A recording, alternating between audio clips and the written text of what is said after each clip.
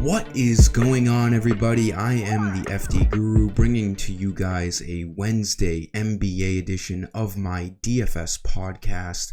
Going to be talking about the main slate as usual tonight. Using FanDuel salaries, we have 9 games on the slate tonight. Doing another Guru credit code. It's going to be 15 credits. I'll give you that code after my guard plays, as I usually do. Just give this video a like. And definitely make sure you're subscribed for all future videos. We swept the main slate last night, which was a good thing to see. Yahoo did well.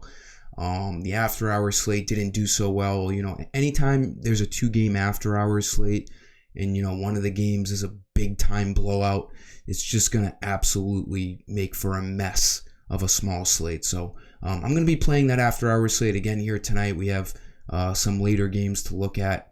Good chance I make that free, seeing as the after-hour slates have not been going so well. So maybe we can bounce back there. Let's try to get another sweep on the main slate here.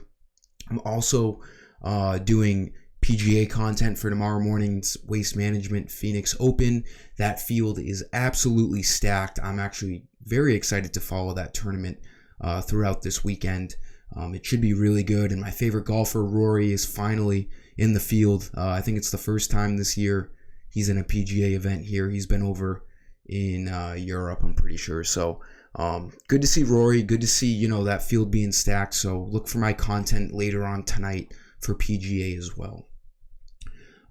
So tonight we have some injuries, definitely questionable guys to look at. As of this morning, we have Garland and Mitchell both questionable.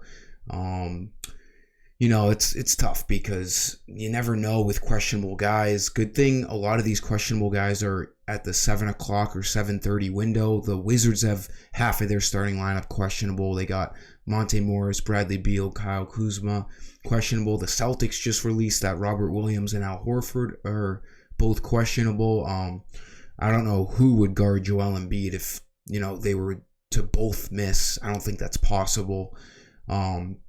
Kyle Anderson questionable again. We got Kyrie making his debut for the Mavs tonight. Unfortunately, it's not really a DFS strategy here tonight against the Clippers. He's expensive.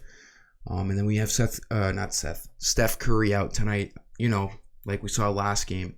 So there's some value over there in Golden State. Let's jump right into the point guard here, though. Gabe Vincent looks great again at 4,200 with Kyle Lowry being out. He's going to be their starting guard. They have a great matchup against the Pacers. For a Miami Heat game that usually sees, you know, low over-unders, this has a decent over-under in the mid-220s. The Pacers don't play any defense. The Heat are at home. It's just a great price at 4,200. He was popular against the Bucks. Didn't quite get there, but he played terrible. Shot bad from the field. A guy like Gabe Vincent seeing 34 minutes, it's going to be hard for him not to get 20 to 21 fantasy points. I like him here again tonight a bunch as a nice, almost bare minimum play. He's going to be starting and, you know, seeing a ton of minutes. I didn't even look at this, but Oladipo's been out too, so that's been help. Yeah, Oladipo's out again tonight too, and Kyle Lowry's out. So there's just no guys to soak up those guard minutes other than, you know, Tyler Hero and Gabe Vincent. So expect Vincent to see 32 plus minutes again here tonight, looking like a really, really nice cheap play at the point guard and shooting guard positions. Jordan Poole, until he goes over 8,000 without Steph Curry, I'm going to be picking him. He was an easy pick last game against the Thunder. Didn't even play full minutes, played 29 minutes. They blew them out. Klay Thompson, shot lights out. Absolutely pounded the Thunder. He scored 42 points, I think. Poole, 12 assists. Just no coincidence that, you know, the first game without Steph Curry here, he gets 12 assists. The ball's in his hands substantially more. Klay Thompson is not a guy who holds the ball, and Andrew Wiggins doesn't really hold the ball. Poole, he's the guy.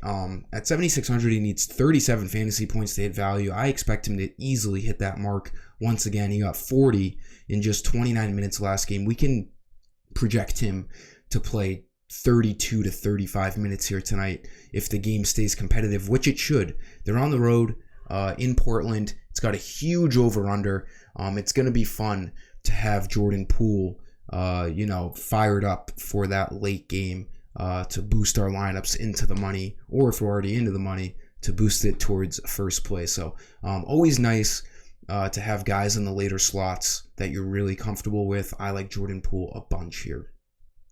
For my Guru Credit code, go to my website, make an account. If you don't have one, you got to be signed in. These credits or coins, whatever you want to call them, they are used to purchase any content on my website. They're universal. They get you memberships, daily lineups, prize pick slips. I do FanDuel, Yahoo, DraftKings. Put in this code and these coins will automatically go to your balance. Seeing as we just saw history last night, we're going to do King James in the coupon barcode. You're going to get 15 credits. Use that towards anything. We got golf tomorrow. Awesome tournament. Going to be doing the main slate as usual on NBA tonight. After hours slate. After hours is probably going to be free. But enjoy those credits. Let's try to sweep that main slate again tonight. And please like this video. Make sure you're subscribed. Small forward. There's definitely still value for the Spurs. I don't know where to go quite yet. Keldon Johnson is questionable, but we do know that Trey Jones and Devin Vassell are both out once again. Malachi Branham, 5,300. He's going to be starting again, and he has shown that he can, get there with those minutes. Over 32 or more minutes in the last 3 games he's been starting, and he's getting the value. He needs 26 to hit value again tonight. There's a great chance that they get blown out in Toronto. The Raptors, I think they're minus 12-point favorites, but the Bulls blew out the Spurs last game on the 6th, and Malachi Branham was the only starter to stay in that game towards the end of the game. I truly think he is blowout proof, even in a, non-confident Greg Popovich, rotation for the Spurs. He's still going to get his minutes, whether they get blown out or whether it's a close game. If it's a close game, he's just going to be on the court with the starters. If it's a blowout, he'll be seeing extra usage as really the only starter out there. If they get blown out tonight, I don't see why he still doesn't get 32 minutes. He looks like a pretty risk-free play. And he's kind of been running point guard a little bit too for them. They have him and Josh Richardson, Keldon Johnson, but he's not really a ball handler. Just a lot of extra usage going around for these Spurs. Josh Richardson didn't really move in price either. I think he's 5,700. He looks really good as well. You can't really go wrong with either guy on the Spurs. I do think they're going to see their minutes one way or the other. Power forward, let's target Domantas Sabonis once again against the Rockets. I feel like the Kings and Rockets, I know this isn't true, but I feel like the Kings and Rockets play like every other day against each other, but they don't. It's just weird. I just feel like I'm always looking at either a Kings and Timberwolves matchup, a Timberwolves and Rockets, or Rockets and Kings. Just that trio of teams seem to always play each other. I'm not complaining. It's always great DFS environments. Sabonis at under 10,000 looks great. Needs 47 fantasy points to hit value. Hasn't gotten there, over the last few, but he hasn't really been playing big minutes. He usually plays 35 minutes. I'm pretty sure that game against Houston last game wasn't really that competitive. He should be over 10,000 in this matchup. He's going to be very popular once again here tonight, and he should be on triple-double watch because he has notoriously destroyed the Rockets this year. So expect Sabonis to really, get mid-40s in fantasy points, and then he obviously has that 60 fantasy point upside. Then for center, again, there's a lot of news we still have to wait on, but as of in the early afternoon, Drew Eubanks, 4,600. I've been picking him a lot. He's going to see 25 plus minutes. He only needs like 23 fantasy points, and if he only gets 21, 22, it's not going to kill you. There's not a ton of cheap value for the big man position tonight. So Eubanks at 4,600, he has shown he's going to play 25 or 26 or 27 minutes. He's definitely going to get more usage and more time on the court than Trendon Watford. So as long as Nurkic continues to be out, Eubanks is going to be starting.